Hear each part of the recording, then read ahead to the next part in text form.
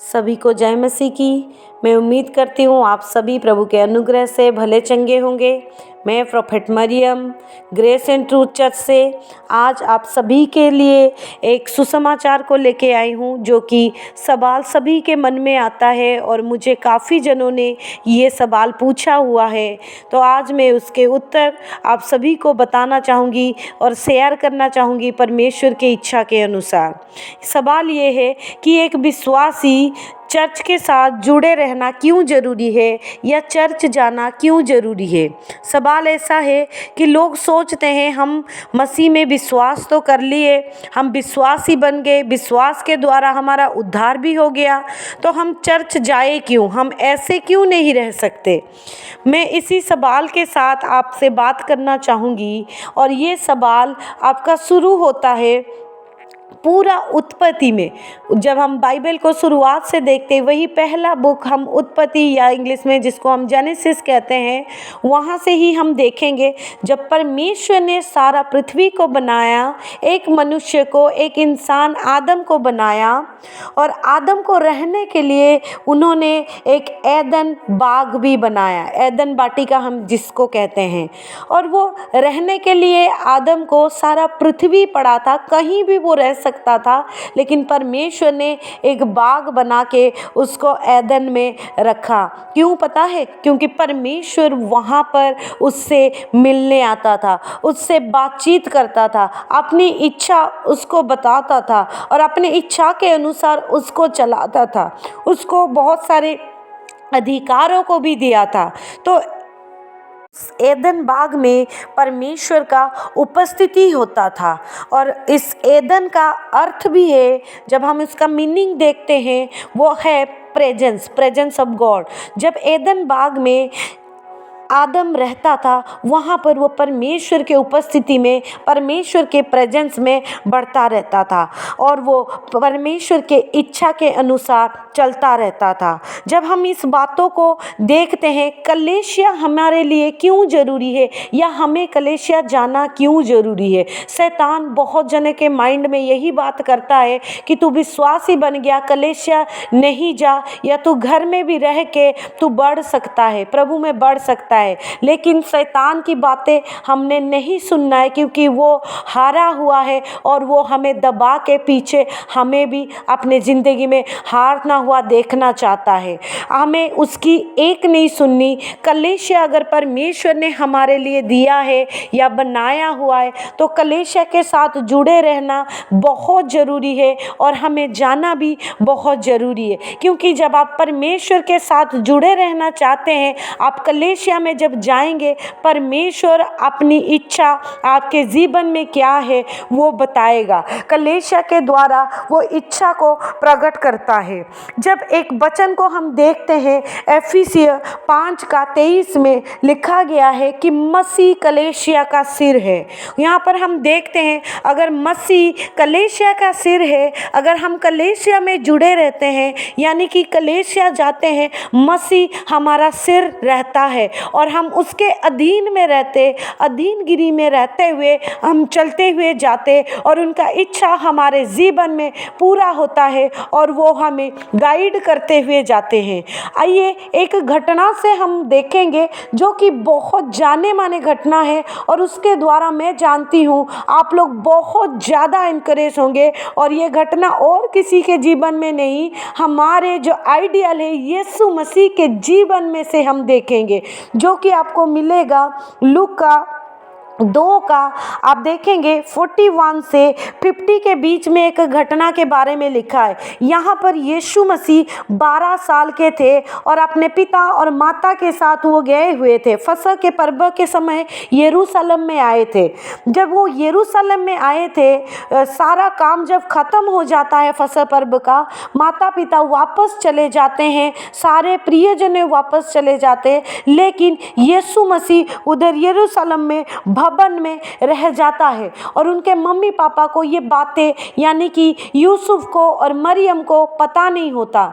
जब वो उसको ढूंढने शुरू करते हैं 3 दिन के बाद वो जब उसको ढूंढते हुए वापस आते हैं, वो उनको यरूशलेम में मंदिर में बैठे हुए कुछ शिक्षकों के साथ बातें करता हुआ, वचन को डिस्कस करता हुआ देखते हैं। जब उनको माता पिता आके उनको पूछते हैं, हम देखते हैं कि तुम 49 आयत को जब आप देखेंगे लूका 2 का 49 में, जब उनके माता पिता उनको पूछते हैं इसके बारे में कि तुम यहाँ पर क्या कर रहे थे, हम तुम्हें कितना परेशान होकर ढूंढ रहे थे, एक बढ़िया सा जवाब यीशु मसीह देते हैं। और वो जवाब को आइए आप और मैं पढ़ते हैं कि उसने उनसे कहा, तुम मुझे क्यों ढूंढते थे? क्या नहीं जानते थे कि मुझे अपने पिता के भवन में होना अवश्य है? ये कितने बड़ी बातें यीशु मसीह सच में बता दिए कि पिता के भवन में रहना अवश्य है। तो अगर यीशु मसीह खुद स्वयं परमेश्वर थे और वो धरती पे एक इंसान बन के आए थे, शरीर लेके आए थे, और वो खुद बोल रहे हैं कि मुझे पिता के भवन में रहना अवश्य है, तो आप और मैं तो ऐसे नॉर्मली इंसान हैं। तो हमारे लिए परमेश्वर के भवन में रहना, जुड़े रहना, भवन में जाना कितना ज़्यादा महत्वपूर्ण होगा। थोड़ा सा इस बातों को सोचिए।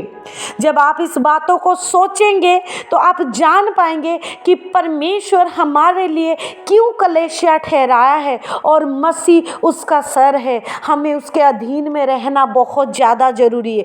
जितना भी चाहे मेरे प्रियो हम घर में दुआ कर ले, प्रार्थना कर ले, कॉटेज प्रेयर कर ले, होम प्रेयर कर ले, मिल के यार दोस्तों के साथ बंदगी कर ले, उतना काफ़ी नहीं है। हमें कलीसिया में जाना बहुत ज़्यादा ज़रूरी है। उन अगुवे के नीचे रहना ज़रूरी है जिनको परमेश्वर ने हमारे लिए ठहराया हुआ है, क्योंकि भवन में परमेश्वर का हुजूरी होता है, उनका प्रेजेंस होता है। वहाँ से होते हुए परमेश्वर हमसे बात करता है, हमारे जीवन में से रास्ता को खोलता है। जो चीज़ें हम देख नहीं पाते, जो चीज़ें हम समझ नहीं पाते, उस कलीसिया में परमेश्वर हमसे बात करता है। इसीलिए शैतान के कोई भी प्रकार की बातों में आप ना आइए, कलीसिया से दूर ना हट जाइए। या कलीसिया से आप सोचते हैं कि मैं महीने में एक बार चले जाऊं, मैं 6 महीने में एक बार चले जाऊं, मैं क्रिसमस में एक बार चले जाऊं, बहुत है क्योंकि मेरा उद्धार तो हो चुका है। नहीं मेरे प्रियो, ये नहीं। आज आप लोग समझिए, कलीसिया आपके लिए अवश्य है, जाना अवश्य है, बहुत ज़्यादा इम्पोर्टेंट है और आपके जीवन को बदलने की सामर्थ्य रखता है कलीसिया में जाना। तो आप लोग जरूर कलीसिया के साथ जुड़े रहिए। और अगर ऐसे माइंड में कुछ भी आपको आ रहा है उसको आज हटाइए, और मैं उम्मीद करती हूँ आज के ये जवाब आपको एनकरेज करेगा। अगर कभी आप कलीसिया से पीछे हट गए हैं, वो आपको ये जवाब, ये वचन आपको कलीसिया के साथ दोबारा रिस्टोर कर देगा, जोड़ देगा।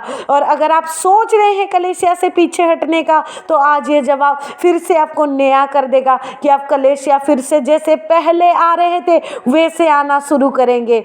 मैं ये उम्मीद करता हूँ कि परमेश्वर इस वचन के द्वारा आप सभी से बात कर चुका है। जितने जने जहाँ से भी आप सुनेंगे आप लोग आशीष को पाएंगे, और आप लोग कलीसिया के एक अच्छे मेंबर होने के नाते आप उसके साथ जुड़े रहेंगे। जब आप प्रेरितों के कामों में देखते हैं, हर दिन रोजाना वो प्रेरित लोग जो यीशु मसीह के चेले थे, वो लोग रोजाना संगति करते थे, रोजाना प्रभु भोज को लेते थे, बंदगी करते थे, उनके लिए वो रोजाना होता था। लेकिन आजकल हम बिजी शेड्यूल में हम रोजाना कलीसिया में जा नहीं पाते, बैठ नहीं पाते, तो एक संडे, एक एतवार रखा जाता है कि आप आइए और बैठे, और कलीसिया के रूल रेगुलेशन के अनुसार हर एक कलीसिया के रूल के अनुसार और हर एक दिन, बुधवार, वीरवार, शुक्रवार, कोई अपने हिसाब से रखते हैं। उन दिनों में भी आपको जाना जरूरी है। आप जितना ज़्यादा संगति में जाएंगे, जितना ज़्यादा कलीसिया के साथ जुड़े रहेंगे, आप अपने आप को उतना जलता हुआ देखेंगे, बदलता हुआ देखेंगे और अद्भुत रीति से वो आग, वो फायर, वो परमेश्वर का इच्छा आपके जीवन में और पूरा होता हुआ देखेंगे। मैं उम्मीद करती हूँ आज का वचन आपके जीवन में बहुत सारे कामों को, बहुत सारे सोचों को बदल देगा और आप कलीसिया के साथ जुड़े रहेंगे और आशीष को पाएंगे। सभी को जय मसीह की। God bless you. प्रभु आप सभी को बहुत ज़्यादा ढेर सारे आशीष और बरकत के साथ भरे। God bless you.